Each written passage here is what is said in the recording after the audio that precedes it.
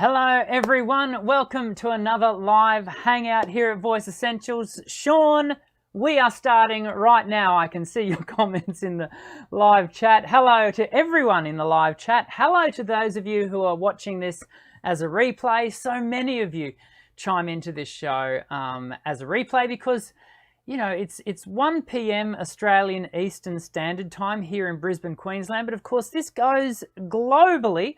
And so there are people all over the world who watch the show. Hello to all of my friends in the Northern Hemisphere. You're all still in your weekend. I hope you're having a great weekend and that you've been safe and you've been well. Of course, we're all, as a globe, dealing with the pandemic. So I hope things are going okay for you in that regard. I had a good weekend. It's been one of my students asked me earlier in the day, how was your weekend? And it's one of those, you know, when you're asked, what did you do during the weekend? And you go, it's like, I can't remember what I did. I know it was a pleasant weekend, but I can't remember exactly what it was that I did. And sometimes that's a good thing. Sometimes it's good if life is uneventful. Given the last few months, dearie me, we could do with more uneventful times, couldn't we? Talking of events, today we're doing a Q&A.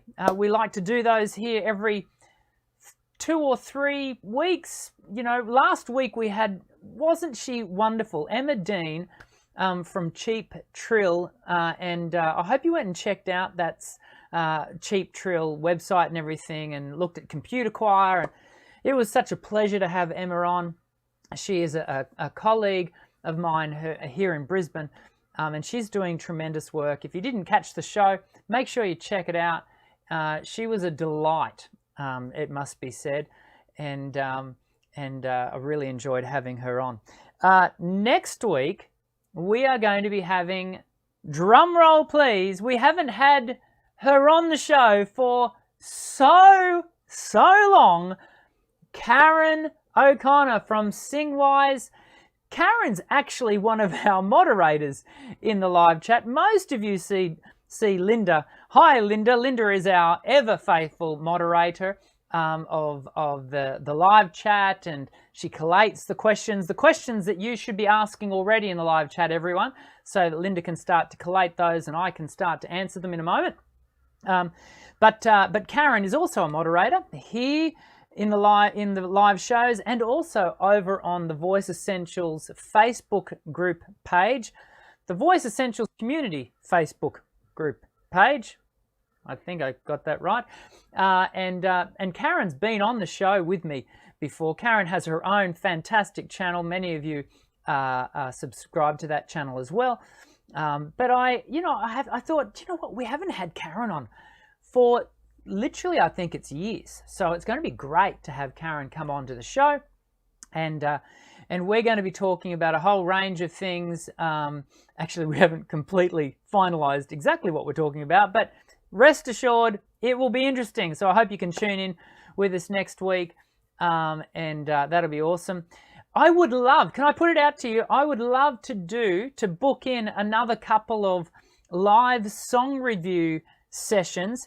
For those of you who were with us a few weeks ago, we had Kelly Morrison on, and she did a live song review with us. We've had Linda, and we've had Kathy Snyder was on with us. Mind blank for a moment. And so if you would love to join me in the live song review, so that is, you come on to the show with me, and it's kind of like a free singing lesson, if you will, except everyone's watching. So there's a little bit of a difference there. And I've got some details that I can send to you. All you need to do is email me at singing@djarts.com.au. The details are in the description section of this video. I would love to do that. Now, there is a prerequisite to participate. You must be enrolled in at least one of the Voice Essentials courses. Now, currently, Voice Essentials 1. You must be a full-time enrolled Voice Essentials 1 participant, the online course, and it's kind of like a value add to that process. And I know, for example, Kelly got a lot out of the session, Linda's got a lot out of the session, Kathy got, you too can get a lot out of joining me live on the show. It's a bit nerve-wracking. We all acknowledge that, but none of the ladies that have participated to date have regretted it. And can I say, guys, come on. I need some male singers to join me on the show. The girls, we're 3 for none, really. I mean, come on, guys. Come and join me on the show. And so I'd like to do that in the next few weeks, if possible, if someone will put their hand up. We're going to get to your questions in a second. Before we do, can I remind you, so Voice Essentials 2 online course is going live in July. We are on target for that July 1 release. It's all going to happen, which I'm very pleased to say. Many of you took advantage of the May discount where you got $100 off. That deadline has come and gone, but you can still get Voice Essentials 2 online course for a pre-launch special of $50 off, 50 Australian dollars. It will retail from July 1st onwards. It's going to retail at 197 Australian dollars, which is still pretty cheap when you convert it to US or Canadian or whatever. But up until the end of sort of 11:59 on June 30, you can still get the course, Voice Essentials 2 online course, as a pre-launch special for $50, $147. It's 12 modules. Jody, my wife, has been constructing the Q&A, and she's a vocational educational specialist, and she's been helping with a whole range of things. And she said, gee, she said to me today, actually this morning, which I was so pleased to hear, she said, gee, there's a lot in this. There's a lot of, really meaty information in this course. And I said, oh, I'm so pleased to hear you say that, because it's a labor of love, and I'm really wanting to make sure we give you really great quality content. So if you haven't already signed up, make sure you do before June 30, because after that, you will be paying full price. What else have we got to tell you? We're going to get into the Q&A now, but just to outline today. So Q&A, you ask the questions. I do my best, my humanly best to answer the questions. I do not know it all. That is the first disclaimer that must be said. I don't pretend to know it all.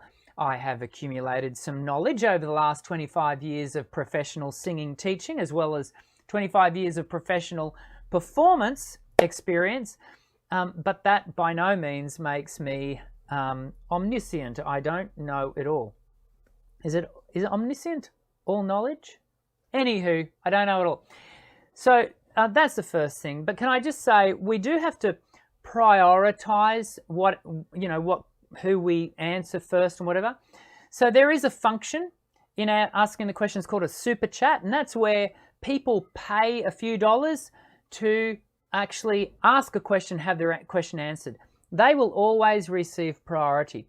The next priority is given to questions being asked today in the live chat, and then underneath we give the third level of priority goes to older questions, previous questions. Some people have been asking, why haven't we answered the questions from 4 weeks ago? Well, because there's just so many people watching the show now in the live chat. As you can see, the live chat going, oh, that's why I never get it right, do I? Going up and down. It's pretty active. So there's just no possible way I can keep up with all the questions. So if you absolutely must have your question answered, then the super chat is the surefire way to having your question answered. We only have another 40 minutes to do the show, because as you know, I fit these shows into a lesson time, because I do teach. Unlike some singing people here on YouTube, I actually do teach. This is what I do for a job, and so I've got a student, actually a student in Sydney, and I will be seeing them online at 2 p.m. Australian Eastern Standard Time. I probably should, do you know what I should do before, just on that point? I teach people online all over the world, every day of the week. This morning I saw a student in California. After this I see a student online in Sydney. Tomorrow I've got a Canadian. I teach people all the time, all over the world. If you are watching the show and you are in another part of the planet compared to Brisbane, Australia, you know, I can give you lessons. So if you are keen and you want more information about that, check out all of the links in the description section below. There aren't many spots available, but you never know, you could get lucky. And I'd love to spend a lesson time with you, or a few perhaps. I know I've got Kelly Morrison's just joined, just got a lesson coming up, and Scuba Girl TL, hi Scuba Girl, who is Terry. She'll be joining me tomorrow or the day after. I can't remember which one, Terry. Anywho, yeah. So if you want a lesson, you can check out all that information. Let's get into some Q&A. Hey, I've got to let me just clear some stuff here, and I think I'll Q&A bumper. I wonder if this will work.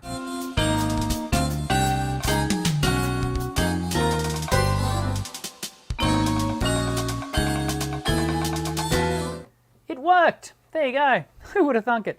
Okay, we need to turn our attention to some. Oh, we don't want that. Hang on. Oh, hang on a second. Where am I? I want this to come back. I suddenly lost myself there for a second. I need. What do I need? No, I don't want that. Come on. This is what I'm looking for. The quick Q&A is what I'm looking for, everyone. Okay, so let's get into today. And I will be sure to let you know if I don't know an answer. I will be sure to let you know, and we won't try to. Now, how do I sing like Chris Brown? This is Scope's #1 fan asking the question. How do I sing like Chris Brown? Well, you don't, Scopes. You could say, how do I emulate Chris Brown? And firstly, you would need to listen to a lot of Chris Brown, which, if you want to sing like Chris Brown, you probably do listen to a lot of Chris Brown, and because you really like the way he sounds and whatever. But I've said here many times before, you know, learning to sing well must first be about discovering your own voice, your own sound, developing your own anatomy before you go about trying to make it anything else. Really, really important. Because what ends up happening is if you don't have a good handle on your own anatomy, a good handle on the way your own voice works, then what's going to happen is you're going to end up trying to manipulate and manage your structure, your anatomy, your biology, to try and sound like, in this case, Chris Brown. And that could really bring you unstuck at a vocal health level.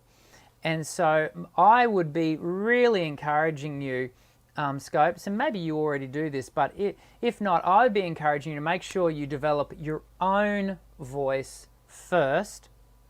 And I'm not talking about, you know, doing a couple of exercises here and there. I'm talking about, you know, structured learning and really going over some time. Now, I'm just checking here. Well, I think I might be having a message here from, I'm just checking it's not Linda. Oh, okay, I can't help that. So yeah, so just be careful that you're not doing that you do look after your own voice first. Voice Essentials 1 online course is a good place to start, or private lessons either with myself or a qualified experienced singing teacher, and you know, develop your own sound. And then if you still want to sound like Chris Brown, then you can start to really think about the way he phrases. That'll be a big part of it. The tone, the timbre of the sound. But hopefully you'll have developed the skills to manipulate your voice in such a way as to have a positive, healthy outcome. Jocelyn Lagman is writing, can an alto become a soprano? No, Jocelyn, and I know there are people on YouTube who sort of make a suggestion that you can do that. You are born, and the illustration I've used here before, and I'll use it again. I am 5'8" ish. I'm probably a bit shorter, but let's just say I'm 5'8". I can't be 5'9". I can't be 5'10". I can't be 6 foot, because my biology, that my DNA has determined from birth, from before birth, that I was going to be 5'8". Now, that doesn't disqualify me pretty much on every level for doing anything. Even if I wanted to play professional basketball, which I was telling my son the other day, Jaden, I said, you know, if there's one sport that I am completely uncoordinated at playing, it's basketball. I don't know why, it just has never made physical sense to me. But let's just say I was passionate about learning basketball. Well, we all know that a lot of professional basketballs are 6 foot plus, like, you know, they're 6'6", 6'7", 6'8". But there have been some very highly successful, well-respected 5'3", 5'2" professional basketballers.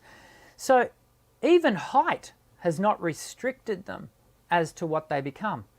And it's the same with your voice.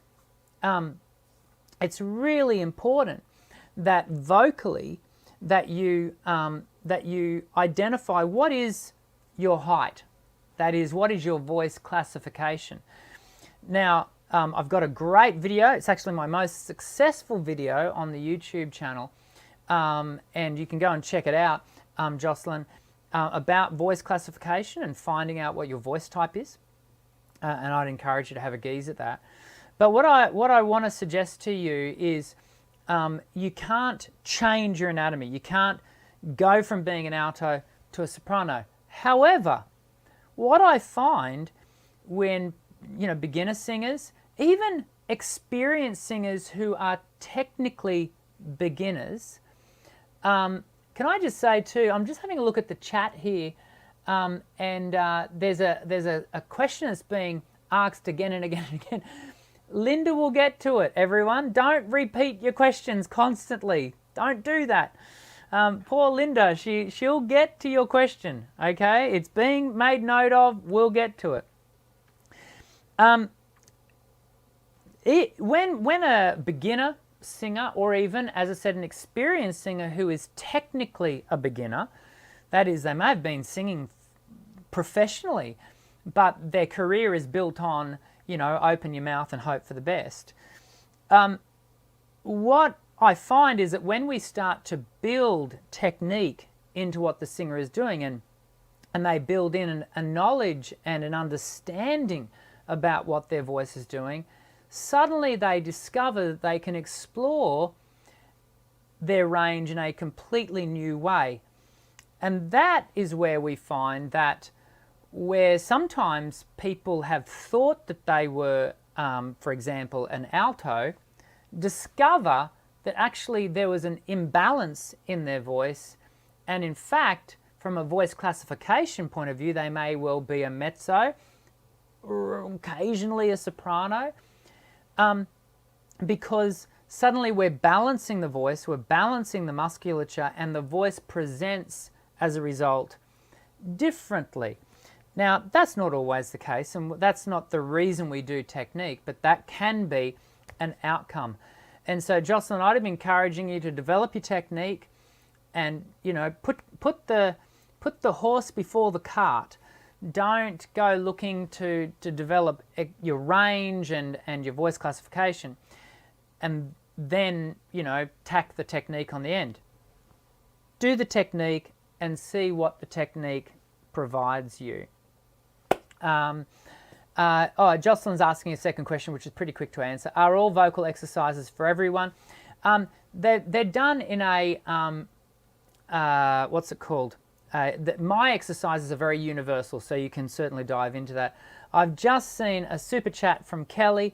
I'm wrapping Module 5 and have been very careful to sing in a relaxed manner as I do the exercise. Is it okay to start singing or practicing daily? Oh, Kelly, your enthusiasm, I love it. You may not like me, Kelly.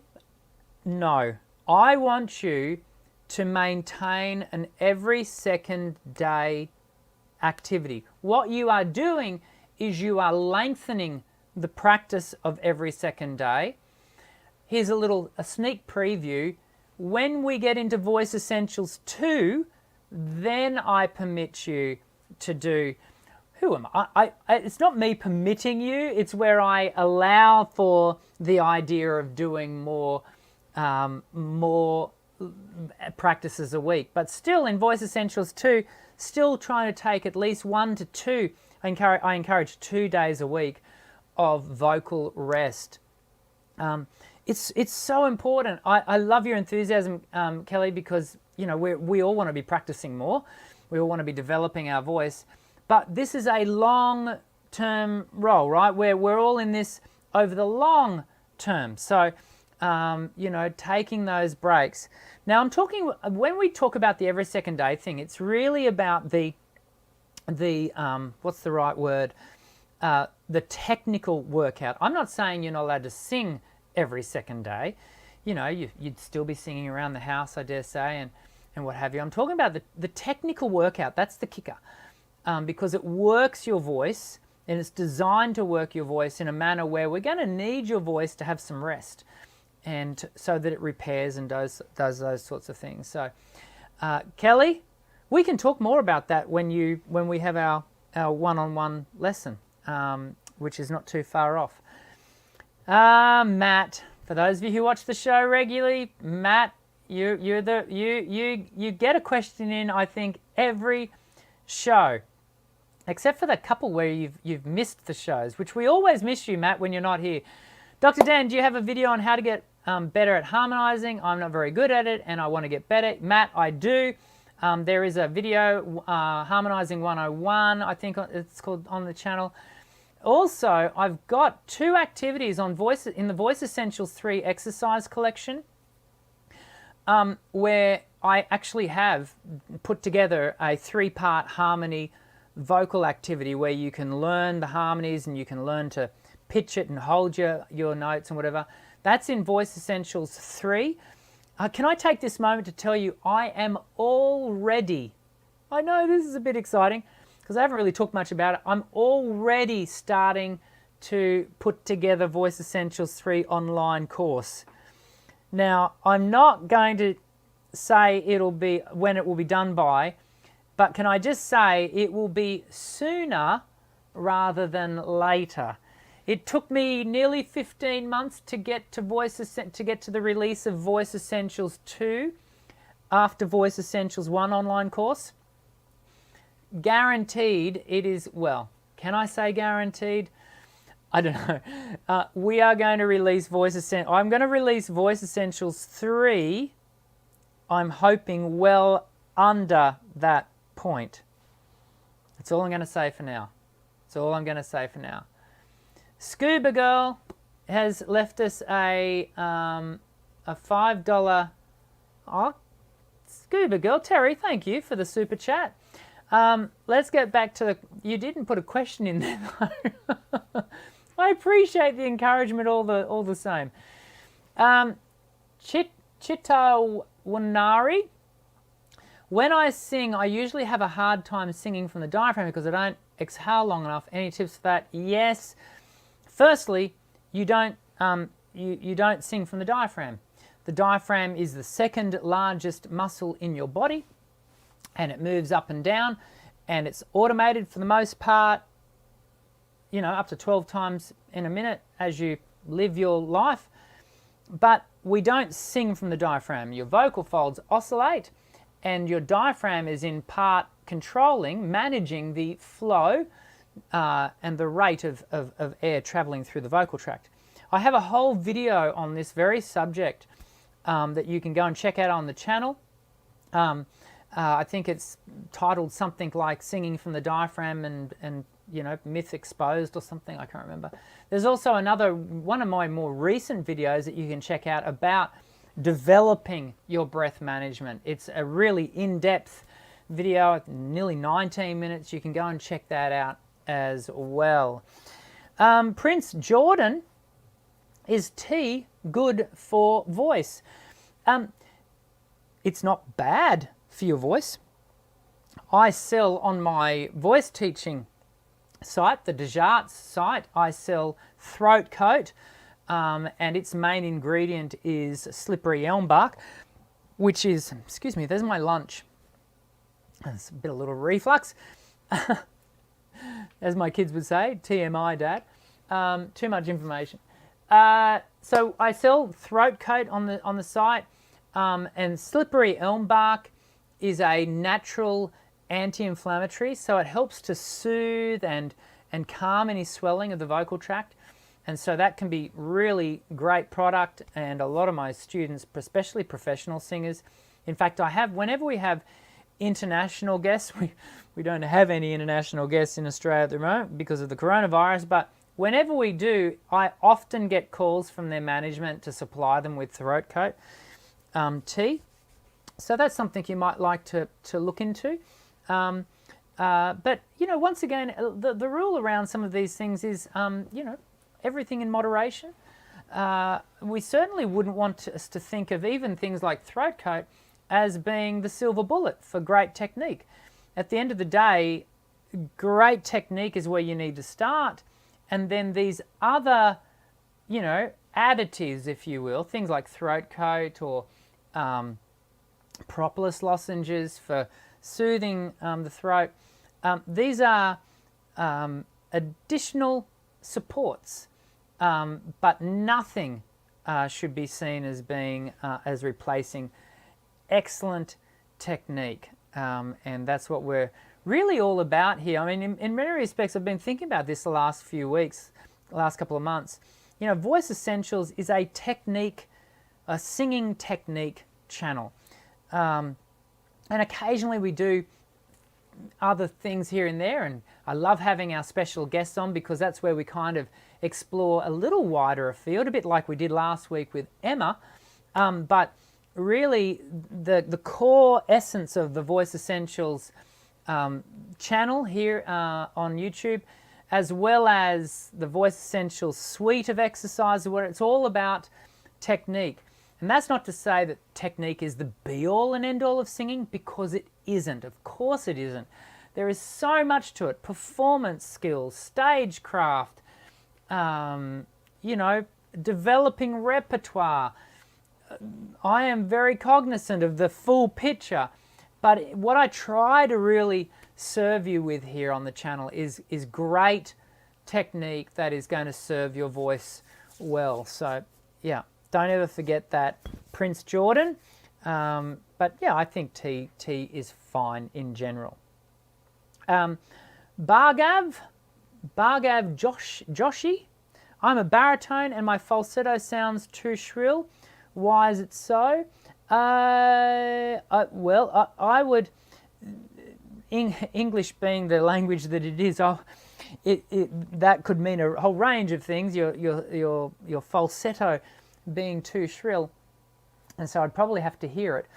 But equally, what we find with falsetto that is either weak or too light, or in baritones, is it will more often than not be firstly a registrational issue where the voice is not accessing falsetto freely, and that comes from an imbalance not only in the access of falsetto, but also in the balance of the way the musculature works down in our lower register, into our upper register, into falsetto.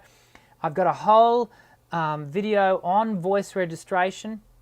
Bhargav, I'm trying to say your name correctly, that you can have a look at. I work to the Thurman and Welch model of registration. It's not the only one, but I find it to be the one that works best for me and for my students. And so looking to balance your registers. And then when we've got a good sense of balance within the registers individually, then we can go looking to connect them and to work on registration transitions. And can I once again say, Voice Essentials, the Voice Essentials online courses and the suite of exercises is actually designed to do that very process, to actually lay it out and have you work beginning to end, where you work on your registers in isolation and then we start to connect them. And by the end of Voice Essentials 1, you are starting to work on voice registration transitions. Hopefully that's helpful. C, who's just simply C, do some people's anatomies fit perfectly between vocal classifications? Oh, look, to be honest with you, C, probably everyone's voices fit imperfectly. Did I say perfectly before? You've written imperfectly between vocal classifications. And the reason why most people's voices don't fit perfectly within vocal classifications is because the human race is wonderfully diverse. And so it's very difficult to go and put everyone into, let's say we're just working soprano, alto, tenor, bass, SATB into 4 categories. You can't do that. We do that because we're generalizing, yeah? So for example, I had a student this morning, professional singer, great artist, and he was just asking the question around, no, sorry, I'm thinking about a completely different conversation. One of my other students, it was this morning though, the conversation, was asking, where does his voice best sit? If I was to, having had a few lessons with him, where does his voice best sit? And so I said, well, look, it probably sits high baritone, low tenor. And then we went on to have the conversation about, well, how do we classify that? And I said, look, there's no one size fits all. You can't fit everyone into a tight little box. So, just be mindful of that, yeah? Be mindful of the fact that that everyone is imperfectly fitting in. And that's why, in the classical space, or when we start to look at the fach of your voice, F-A-C-H, there are more than just 4 classifications. I think, is it tenors have like 19 or something, like some crazy amount of number. And now that I say that number, that's going to be incorrect. But anywho, so we're all in the sort of the blur that is voice classification, and we kind of generally fit into certain spots. Shiloh has given us a super chat, so let's get to her. His or her question? I don't know. Oh, okay, that's a biblical reference, I think. Are the notes of females doing whistle the same as males doing register? So there's a little bit of a mix-up of language there, Shiloh. So no, voice registration is male and female, and very quickly, because there's a whole video on this on the channel, so you can go and check it out, and it will go into it in real depth for you. But whistle notes, oh, okay, there's another question down here where I think you're qualifying the question. Do males and females sing the same whistle notes? So registers are registers, and the notes, the whistle register, which is sort of like there's a general estimation of between 10 to 15% of the population, both male and female, can access like a 5th register which sits up above. Currently, my understanding is that our collective understanding is that it's genetically driven. So like some people can twist their tongue and curl their tongue, some people can't, and that's a genetically driven activity. The same thing goes for the very, very specific vocal fold posture required to access whistle register. And so I'm, for example, I can't access it. Now, I want to put a general disclaimer around that. And Linda, can you just grab Terry Scuba Girl's question there, just so I don't miss it, because I'm sort of still answering this one. Can I just put a disclaimer under what I've just said around whistle tone? I acknowledge that, again, I don't know it all, and so it could be that in time we learn that actually, no, there is a technique that allows ones like myself who currently can't do it to access it. I have seen some people online offering suggestion that they have found the way to do that. I have tried to implement those things and I can't do it. And so I can't help but think that they themselves were already in that 10 to 15% of the population who could do it, whether they had a special clever technique to do it or not. I don't know. I can only tell you what I kind of already know about it, and that would be it. So we don't really spend a lot of time working on whistle tone in my lessons unless a student says, hey, look what I can do. And we go, oh, okay, cool, let's play around in that space. But mostly we're only looking at pulse, lower, upper, falsetto for guys, flute for women. It's the same register, we just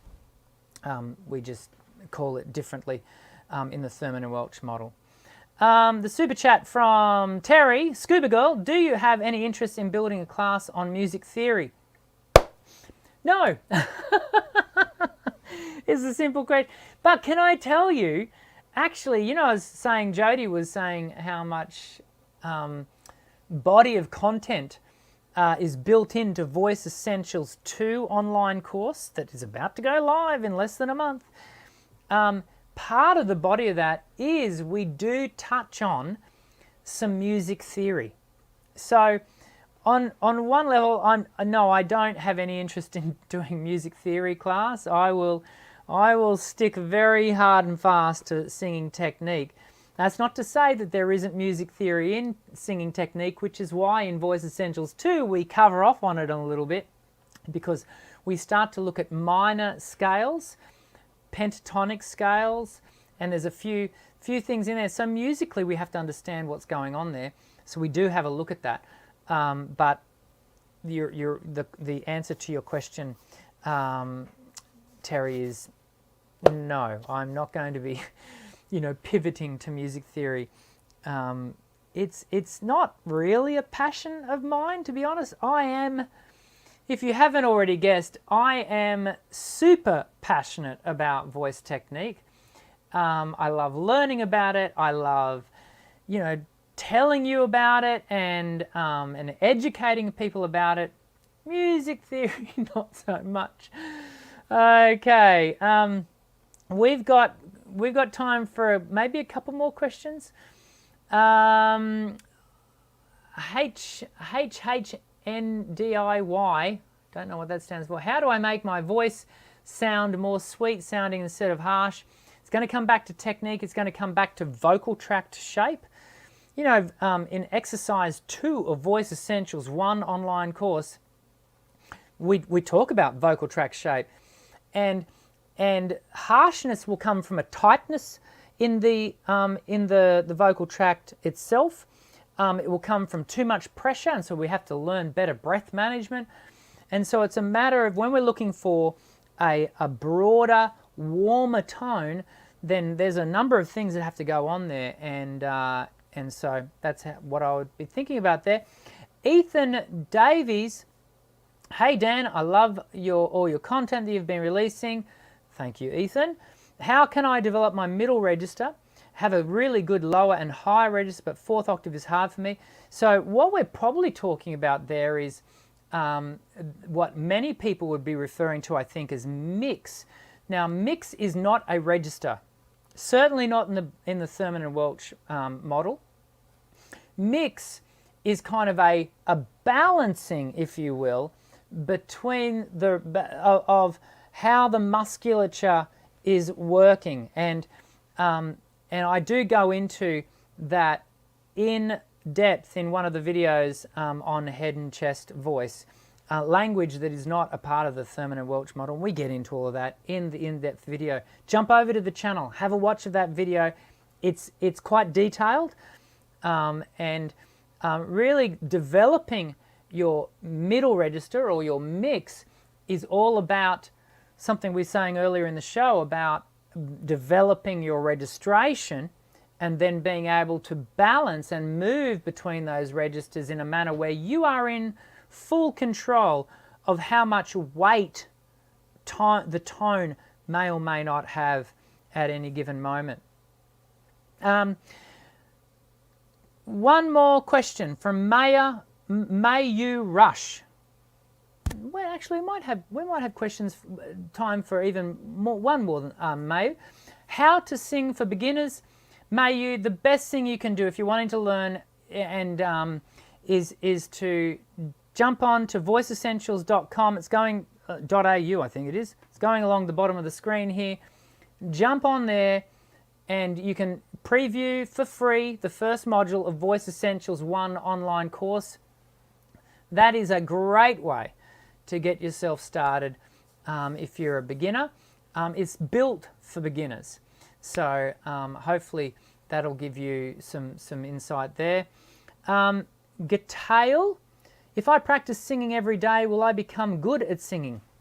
Well, firstly, we don't want you practicing every day. When we first start, we practice every second day because we have to build the stamina up over time, and your voice needs repair time, and we want to do it safely. But yes, learning to skin. I'm sure learning to skin would be a skill-based activity. We are not learning to skin. We are learning to sing, and when we are learning to sing, it is a skill acquisition activity. Like every other skill acquisition that you could go about, developing. I've shared before, I played a game here in Australia called touch football. It's a game that mostly only Aussies, perhaps South Africans and New Zealanders would know. Anyway, but I play it socially. I'm never going to be a professional footballer. Perhaps in my dreams, but I love it. I love playing. I love developing my skills around that game. Now, I'm not developing those skills to become a professional footballer. I'm developing those skills so that I can get more enjoyment out of the times when I do play. And the same thing goes with our singing. Developing better technique, developing better skills, acquiring more skills around your singing, it doesn't have to be because, the only reason you would be doing that is if you're going to become a professional singer. It's about you developing a greater sense of fulfillment, enjoyment, self-satisfaction out of the fact that you're doing what you're loving doing, that is, in this case, singing, at a better level. You're increasing your capacities. And so, I would encourage you, if you're just starting out, with your singing, embrace it, enjoy it, love it, develop your technique. And when we talk about skill acquisition, it's first and foremost, develop your technique. Technique is your foundation. That's where you want your voice to sit on. Yeah, and technique then empowers, it opens your voice up to so many more possibilities than if you are just singing songs. Yeah, when you fall into the trap of going about developing your singing as a just sing songs singer, you are just simply opening your mouth and hoping for the best. That won't get you very far. It might give you a great sense of immediate gratification, but as far as opening up your world of singing, the way to do that is through better technique, and that's what we do here. Every week we do a live show, 1 p.m. Australian Eastern Standard Time, and as I'm saying this, you're all thinking to yourself, he's about to wrap up. I am. That's the end of the show today. We covered some good ground. Can I say thank you to everyone who was doing the super chats? When people do the super chats, it finances this show because, this is a labor of love, but it certainly helps to have those extra few dollars coming in. It supports the channel. and it all goes right back into the channel. And so thank you to those of you who did the super chats. But, you know, where we can, really happy to answer your questions, even if you don't have a super chat. Next week, we are going to have Karen from SingWise. She's joining us on the show. She's a wonderfully knowledgeable singing teacher from the US. For those of you who have been around for long enough, you know Karen, and I know you're not going to want to miss the show when we do that with her. Hit the thumbs up button as always. Oh, don't forget, guys and girls, but guys, live song review. Come on, gentlemen, come and join me on the show. If you're interested in being in a live song review and you are you're enrolled in the Voice Essentials online course, then email me. Check the details in the description section below. I'd love to hear from you and organise to have you come on to the show in a few weeks' time. I hope you all have a great week. Many of you are about to go to bed right now. I hope you have a great sleep, and we'll catch up again real soon, when you'll always hear me say at the end of every show, I'm Dr. Dan. Sing well.